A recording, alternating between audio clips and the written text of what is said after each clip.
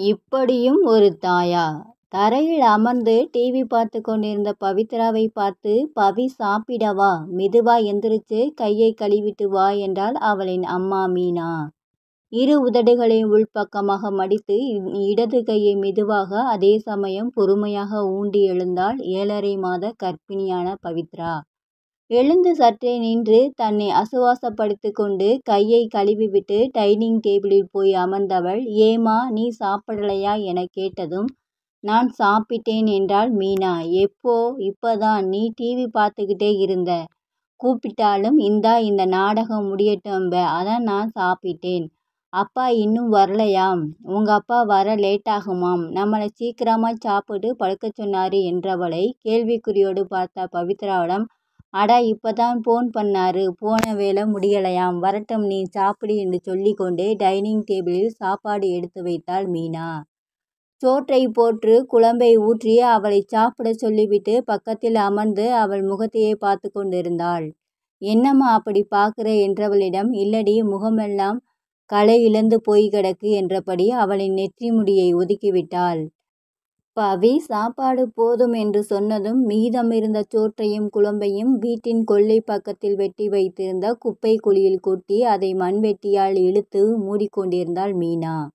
அப்போது வீட்டுக்குள் இருந்த அம்மாவென அலறச் சத்தம் கேட்டது. அது பவித்ராவிடமிருந்து எழுந்த உயிர் போகும் அலறல். நடந்தது என்னவென்று கணித்த மீனா குழியை மூடுவதில் தனது கவனத்தை செலுத்தியபடி அக்கம் பக்கம் பார்வையை ஓடவிட்டு யாரும் பார்க்கிறார்களா என்பதை உறுதி செய்து கொண்டு மெதுவாக வீட்டுக்குள் சென்றாள். எல்லோரின் வீட்டிலும் இரவு நேரங்களில் பீடித்திருக்கும் தொலைக்காட்சி தொடர் நாடகங்களால் பவியின் அலறல் கேட்க வாய்ப்பே இல்லை என்பது மீனாவுக்கு தெரியும். அதற்காகத்தானே இந்த நேரத்தை தேர்ந்தெடுத்தாள். வீட்டுக்குள் வந்து பார்த்தபோது பிடுங்கி எறிந்த தூக்கணாங்குருவி கூடாய் கீழே கிடந்தாள் பவி.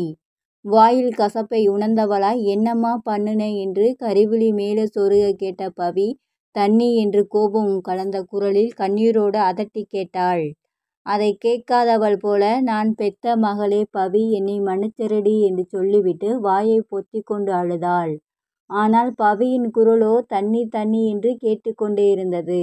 மீனாவோ டிவியின் சப்தத்தை இன்னும் கொஞ்சம் அதிகமாக்கினாள். அக்கம் பக்கம் பவியின் அலறலை கேட்காமல் இருக்க, தண்ணீரை கொடுக்காமல் மகள் துடிப்பதை பார்க்க மனமின்றி வீட்டில் இருக்கும் பூஜை அறையை நோக்கி, ஐயா எங்களுக்கு ஏன் இந்த சோதனை என்று அழுதாள் மீனா. பவி தரையில் கிடந்து துடித்தபடி அழுதாள். அங்கே என்னம்மா ஒப்பாரி வைக்கிற, தாகமா இருக்கு, தண்ணியை கொண்டு வாமா என்று கூச்சலிட்டாள், கதறினாள். என் தாலியை காப்பாத்த வேற வழி தெரியலடி பவி, நாச்சியா என்னை மன்னிச்சிருடி, நீ சாகலனா அப்பன் ஆண்டுகிட்டு நின்று செத்து போவேன்னு சொல்லிட்டாண்டி, நான் என்னடி செய்யறது என்று சப்தமாய் அழுதபடி சொன்னாள் மீனா. சற்றே சோகமான உலர்ந்த அந்த கடைசி சிரிப்போட, அட பாவி, என் வயிற்றுல இருக்கிற குழந்தையை கூட உங்க கண்ணில் தெரியலையா? நான் தான் நீங்கள்லாம் வேணா, உங்க சொத்து சுகம் வேணான்னு கண் காணாத இடத்துக்கு போயிட்டேனே, என்னையும் என் புருஷனையும் ஏமாத்தி கூட்டியாந்து இப்படி நம்பிக்கை துரோகம் பண்ணிட்டீங்களே, நல்லா இருப்பீங்களா என கத்தினாள் பவி. நேரம் ஆக ஆக கழுத்தை யாரோ கயிறு கொண்டு இருக்குவது போல உணர ஆரம்பித்த பவி தனது வாழ்வின் கடைசி நிமிடங்களில் இருப்பதை கண்டு கொண்டாள்.